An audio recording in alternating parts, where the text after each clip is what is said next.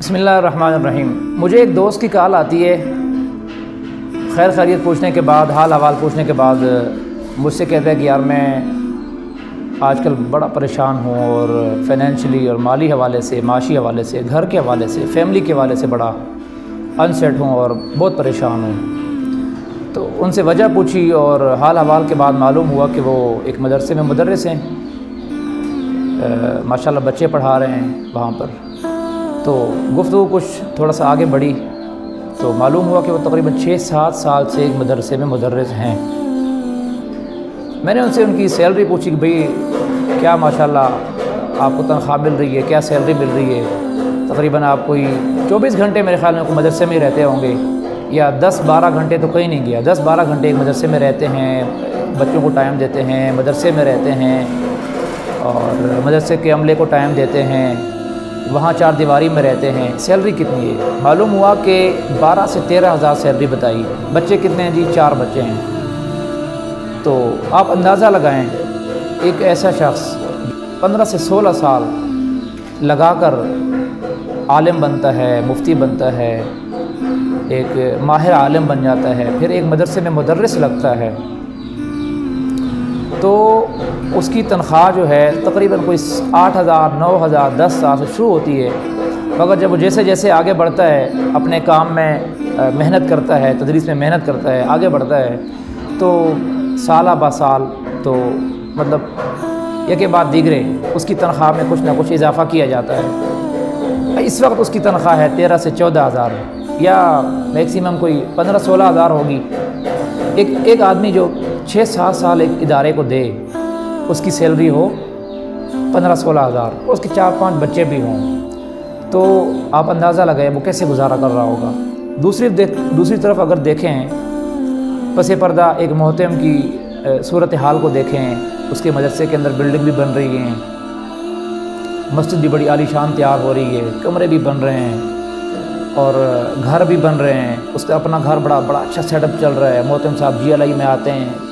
مسجد میں آتے ہیں، GLI میں واپس چلے جاتے ہیں، اور دوستوں یاروں کے ساتھ پارٹیاں بھی ہو رہی ہیں، مہنگے مہنگے ہوٹلوں میں کھانے بھی ہو رہے ہیں، اور دوسرے باہر کے ملکوں کے بعض اوقات سفر بھی ہو رہے ہوتے ہیں۔ جب ان سے پوچھا جاتا ہے کہ یار سیلری کم کیوں دیتے ہیں آپ ایک مدرس کو، کہتے ہیں کہ جی مدرسے کے حالات درست نہیں۔ میرے سامنے ایک مدرسہ جو روزانہ اس کی تعمیر ہو رہی ہے، مسجد بھی بن رہی ہے، ترقی ہو رہی ہے، اس کی ٹائلیں لگ رہی ہے، مہنگی مہنگی ترکی ٹائلیں لگ رہی ہیں، اور مینار پر لاکھوں روپے لگ رہے ہیں۔ ہاں جی، تو محتمم کے بچے بڑے اچھے پروٹوکول کے ساتھ رہ رہے ہیں، مگر ایک مدرس بیچارہ پسماندہ ایک زندگی گزار رہا ہوتا ہے، اس کے بچے، اس کی فیملی اچھی اچھی چیزوں کے لیے سسک کے زندگی گزار رہے ہوتے ہیں۔ تو آپ اندازہ لگائیں، جب یہ مدرس طالب علم کی حیثیت سے مدرسے میں رہتا تھا تو اس کے پاؤں کے نیچے فرشتے پر بچھاتے تھے۔ اب ایک دم نظریہ بدل گیا، جب وہ مدرس بن کر مدرسے میں داخل ہوتا ہے تو محتمم کے دل سے شاید یہ بات نکل چکی ہوتی ہے، اس کے سوچ میں یہ بات آتی بھی نہیں ہے، اس کے ذہن میں، اس کے افکار میں یہ بات گم ہو چکی ہوتی ہے کہ یہ وہ طالب علم ہے جس کے پاؤں کے نیچے فرشتے پر بچھاتے تھے۔ اب آج کل وہ فرشتے کہیں اور ڈیوٹی سر انجام دے رہے ہیں شاید، اب یہ عالم بن گیا، لکھ پڑھ لیا اس نے، اب پڑھانے کے لیے اس مدرسے میں آ رہا ہے،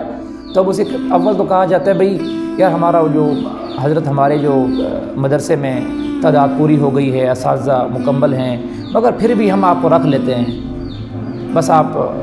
فلاں دن سے آ جائیں، آ کے سٹارٹ کریں تدریس۔ مہینے کے آخر میں معلوم ہوتا ہے اس کی 10 سے 12 ہزار سیلری شروع ہو جاتی ہے۔ تو ہمیں سوچنا چاہیے، محتممین کو، علماء کو اس بارے میں سوچنا چاہیے کہ مدرسین کے بھی آخر بچے ہوتے ہیں، ان کی بھی آخر فیملیاں ہوتی ہیں،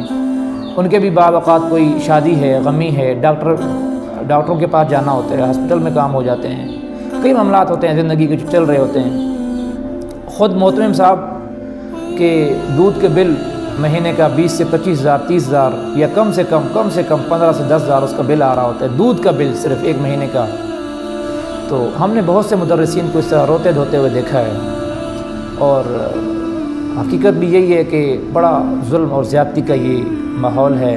اور علماء کے ساتھ، مدرسین کے ساتھ یہ جو رویہ اختیار کیا جا رہا ہے، بہت ظالمانہ رویہ ہے محتممین کا۔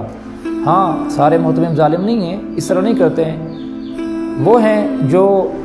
مدرسے کی تعمیرات بھی کر رہے ہیں، مسجد بھی مہنگی مہنگی ٹیلیں لگوا رہے ہیں، میناریں بھی بن رہے ہیں، عمارتیں بھی بن رہی ہیں، مگر ادھر دیکھیں تو مدرسین کی تنخواہیں نہیں ہیں۔ مدرسین کو کم کم تنخواہوں پہ رکھیں، ان کو مجبوری والی زندگی گزارنے پہ مجبور کر رہے ہیں، اور ان کو توکل کے واقعات سناتے رہتے ہیں۔ تو یہ پیسہ تو ایسی چیز ہے کہ حضرت تھانوی رحمۃ اللہ علیہ نے فرمایا جب پیسہ جیب میں ہو تو نماز پڑھنے میں بھی سکون ملتا ہے، جیب خالی ہو تو نماز میں بھی بے سکونی ہوتی ہے انسان کو۔ تو آپ خود بتائیں آج کل مدرسوں میں جو تدریسی صورتحال ہے، تعلیمی صورتحال ہے، وہ کس حد تک جا چکی ہے؟ بڑے مدرسوں کے علاوہ جو میں چھوٹے مدرسوں کی بات کر رہا ہوں، کیا صورتحال ہو چکی ہے؟ مدرس جو دن میں پڑھا رہا ہوتا ہے، سبق پڑھا رہا ہوتا ہے،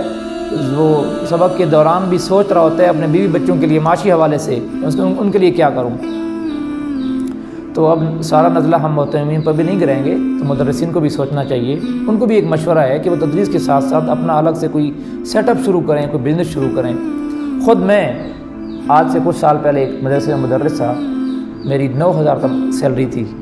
پھر ایک مسجد میں لگا، مسجد میں 10,000 سیلری شروع ہوئی، پھر مسجد کے متولین نے مجھے بلایا بیٹھک میں، بلانے کے بعد مجھے احسان جتلا کر 2,000 اوپر بڑھائے، 12,000 شروع کیا۔ تو اس کے بعد اللہ کے فضل سے اب میں ایک بزنس کر رہا ہوں، 3 سے 4 سال ہو گئے مجھے بزنس کرتے ہوئے، الحمدللہ بہت اچھا وقت گزر رہا ہے۔ تو مدرسین کو میں یہ مشورہ دوں گا کہ آپ محتممین کو کب تک ان کو روتے پیٹتے رہیں گے، ان کے خلاف ڈھنڈورے پیٹتے رہیں گے؟ تو اس کے ساتھ ساتھ آپ یہ کام کریں کہ تدریس کے ساتھ ساتھ کوئی سیٹ اپ شروع کریں، بزنس شروع کریں، کام شروع کریں، اپنی محنت کریں، پارٹ ٹائم آپ کچھ جاب کر لیں کسی دکان میں، کسی اسٹور میں۔ اگر وہ نہیں کر سکتے، اپنا چھوٹا موٹا کوئی سیٹ اپ شروع کریں بزنس کا، تو انشاءاللہ آپ کے لیے اللہ تعالیٰ دروازے کھولیں گے۔